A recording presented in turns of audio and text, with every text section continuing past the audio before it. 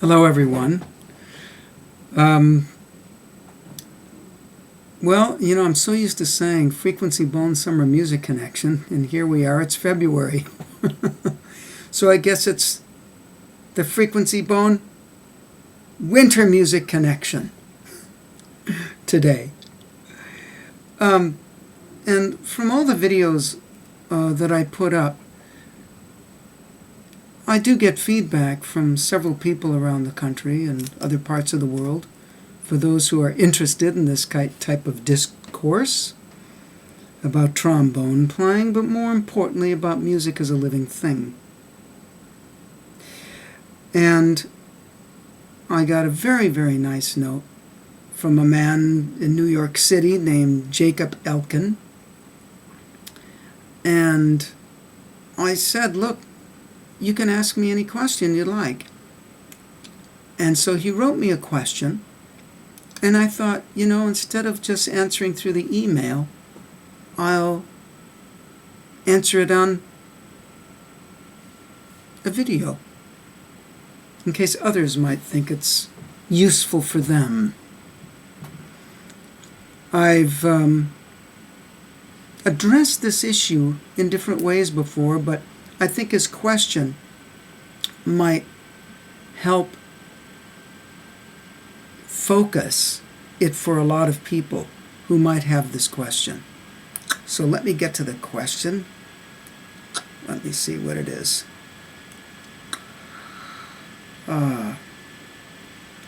Here it is. When you are playing in the orchestra, how do you balance your personal artistic expression with those of the rest of your section, as well as the conductor? And then it goes on to ask another question. The more I get into orchestral literature, the more I get into the nuances in articulation, tone color, and phrasing that individual brass sections make use of. What goes into making these decisions in a professional orchestra? So I'm going to just start talking. And then I'll go back and reread the two questions and maybe get a little bit more inside of them. My first question arises from reading these questions is, what are people thinking professional orchestras are? Why not just orchestras? I think we think it's so different being in a professional orchestra than maybe the festival orchestras we've been involved in, or the youth orchestras, or the college orchestras. And of course, there can be a difference with the level of playing. In certain orchestras, the level of playing is very, very high in the sense of everyone having excellent command over what they're doing, very dedicated to their craft, very dedicated to wanting to improve too. So there's always a certain standard that's attempted to be maintained, I would say. And a lot of that, you play 4 or 5 concerts a week, or 3 concerts a week, or 1 concert a week.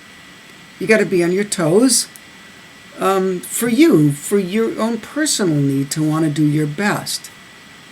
Plus, in a professional situation, you could always end up losing your job, not holding up to a high standard, if you're in a position that has a lot of exposure. And there's an audience. There's critics. There's Facebook. There's Twitter. Everyone can know what you're doing every single second, according to 1 or 2 people's views. But things get passed around. very quickly. So even before Facebook and Twitter, people were concerned about their presentation to audiences. We all know, even being in a school orchestra, a college orchestra, we want to play well for our colleagues. So there's a certain kind of pressure that's there even for the serious player, not only concerning about what others think of them, but their own standards for themselves. They want to be as good as possible. You see, this already opens up a giant thing. Does all of a sudden something change with a professional orchestra? Well, the fact is you can lose your job. That's one of the big things that changes.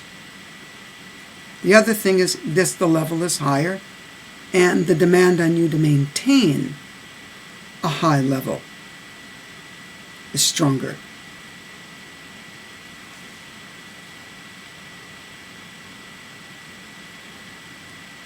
Now,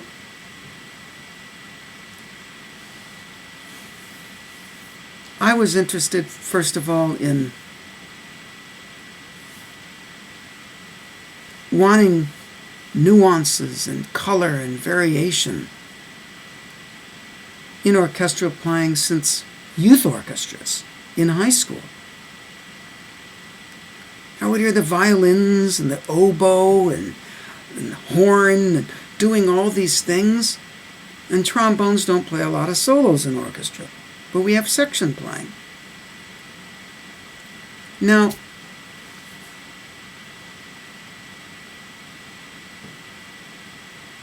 what motivates our decisions for anything that we do in music? A lot of times it's a conductor. A conductor say, brass, I want you to go like this. I want it to be straight across, round, steady. Brass, I want you out of the way. So then they're pleased if it's in tune and no missed notes, because that can really dirty the carpet, so to speak. Yes. And do we want just polished performances with everything nicely tucked in their place? Or do we want it to be alive, breathing, filled with the spirit and character that the music is begging for? Are we open enough, brave enough to take the chances to go beyond nice and tidy and good tone and good pitch and good rhythm? Yes, those are important, but I'll tell you, a lot of the great performances I've been involved with and have heard have gone beyond tuning machines, metronomes, and attacks and releases. I think in the mechanistic age, we're very concerned about having everything work like clockwork, but clockwork not according to the spirit of the music or getting inside of that frequency, but more does it line up with the metronome or the tuning machine. And how even our sound is going to be based against some mechanical outside criteria. So your question, Jacob, I would have to say, depends on the era of music. And the era and fashion that I see evolving is much more mechanically based. I mean, they Photoshop people's muscles on magazines, all this stuff that can appear so flawless. It's all virtual. It's all done on Photoshop. It's all done with recording equipment. They can change attacks and releases and change the color and the blend. It's all can be manipulated in that way. So we get that sound in our ear and we think that's the way it has to be in every setting. Now, the professional orchestras, in this day and age, really look for what I call an ultra polished first overlay, with a modicum of what is accepted music making. And the accepted music making, I feel, has a narrower band now, because they want to make sure all those basic ducks, according to some mass consciousness that's now saying, here is what a tone is. Here's what a good tone is. It's not that. And that's why there's so much uniformity happening in orchestras now. Now, I went to Iceland about maybe 4 years ago. Might even be more than that now. Let's say it's 6 years ago. It's not really important. But pretty recently, in the past 5 to 6 years. And played with the orchestra there. And I played first on a tune, on one of the overtures. I can't remember what it was. And there was this trombone chorale in it. And one of the trombone players who was listening out front came and said, "Wow, you used a little vibrato on the chorale. I've never heard that before." And I really enjoyed it. And I thought, right, it's almost like forbidden that a trombone use vibrato in section playing. Why? Now, if your concept is you want a certain thing, a textural pattern or nuance, not to have vibrato because you feel it fits that music in a certain way, that's fine. But in my feeling, when things start to get like it has to be like this, then music loses its breathing. It gets very industrial. It gets like these mechanically contrived sounds that just are so even.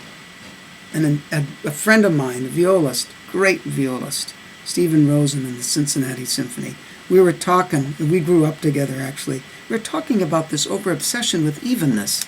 And he said, look, you take some coffins, you line them up, and they're even.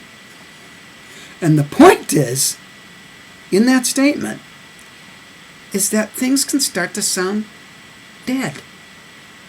My worry, Jacob, is that people are accepting this incredibly perfect sound as the only sound and is the criteria for professional orchestra playing. Well, if everyone's just happy with in tune, in time, and togetherness, I guess that's professionally good. And within that, people search for different tone colors. It's good for the era that we're in.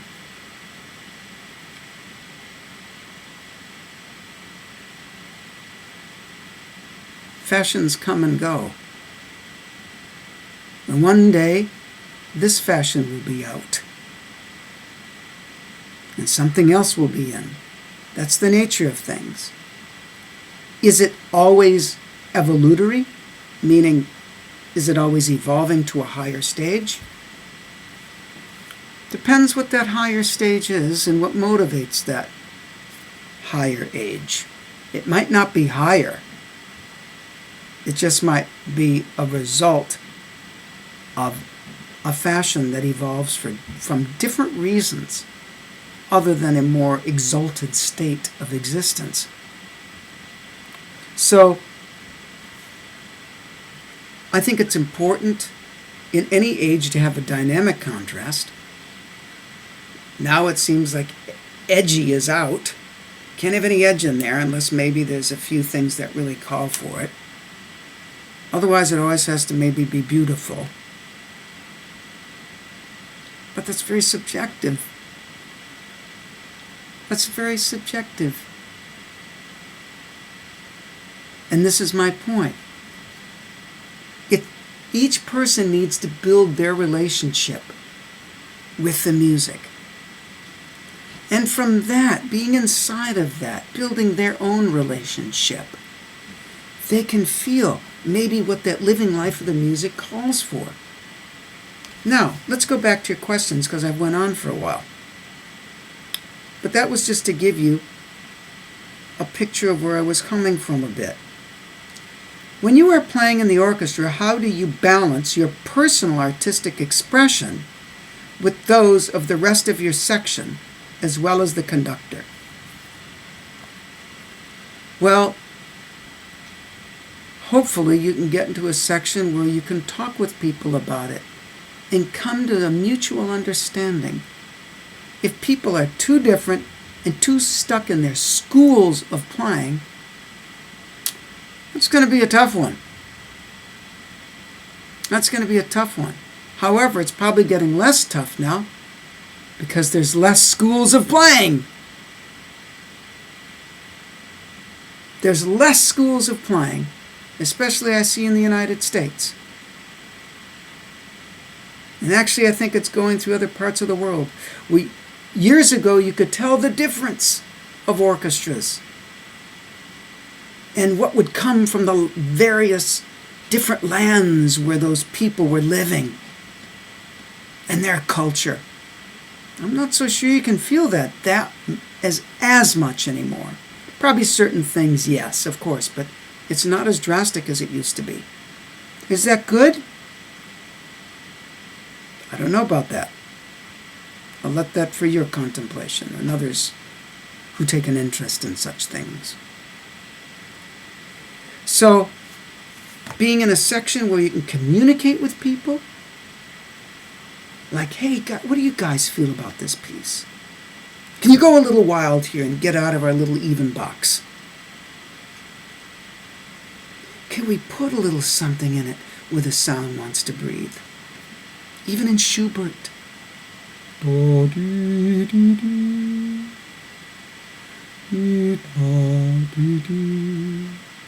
tell me a little something in there. And it can still be smooth and have a steadiness about it and still do that.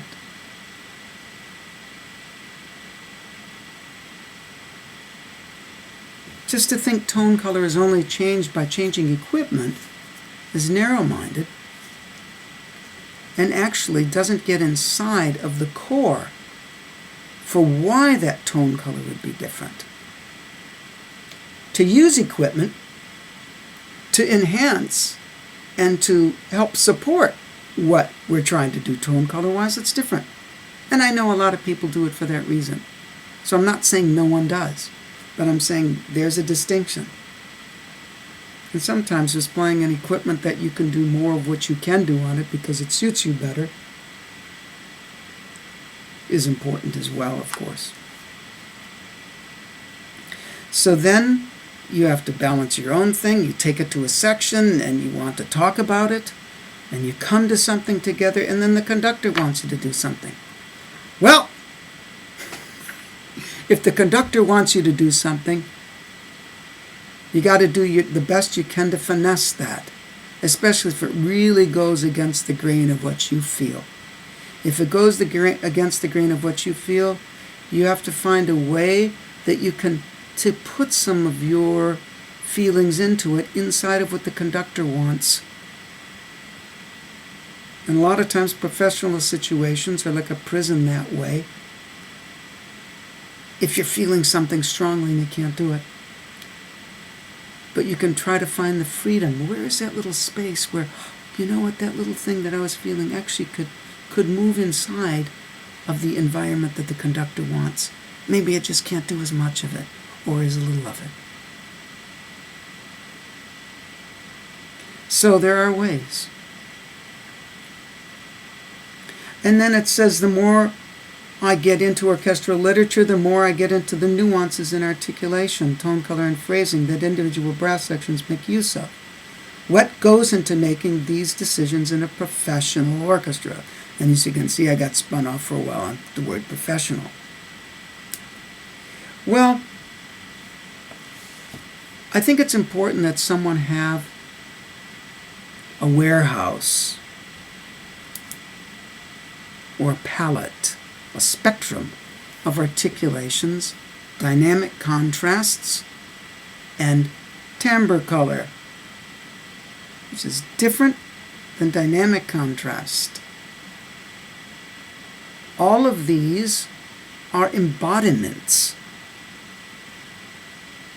vessels that express the deeper need for the spirit of the music to make its moves. And so, having different articulations that we know we can do, we can draw upon them. And especially if they're potentized by the meaning of the music. They won't sound, now I'm accenting here, now I'm making a tenuto, and they won't sound so academic, because I hear a lot of academic playing lately. I don't personally warm to it, even though I appreciate the level of dedication it takes to do that. But if that's the only color, then you're really limiting yourself. And I think people think orchestra is very limited. You can only do this.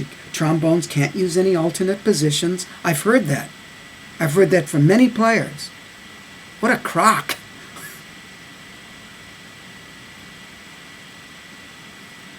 Sorry, that's my view.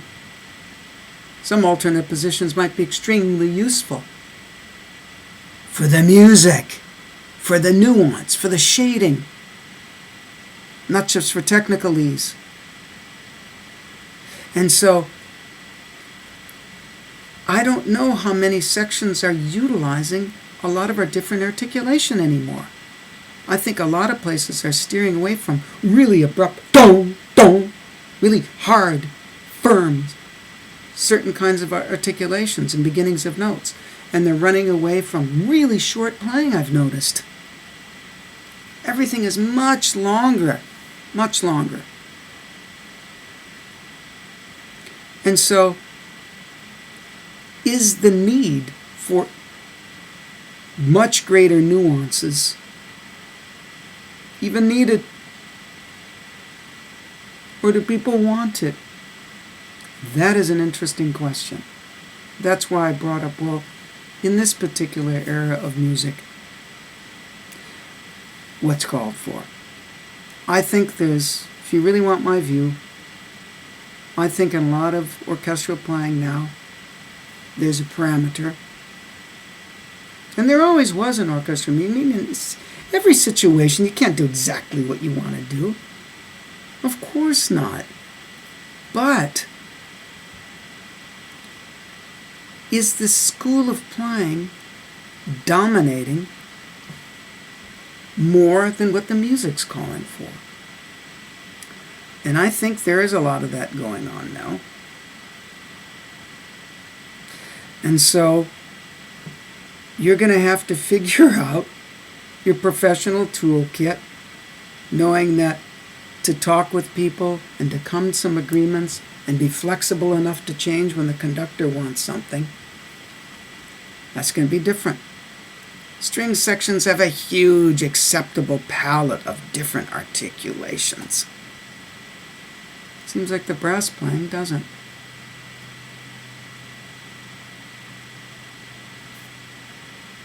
Just my observations. Now, if you have any more questions about this, you can get in touch with me, Jacob, or anyone else out there. Be glad to open up the discussion and go into a deeper mode of why things are. But even playing, modicum dynamics, good intonation, beginnings and endings, doth not music make.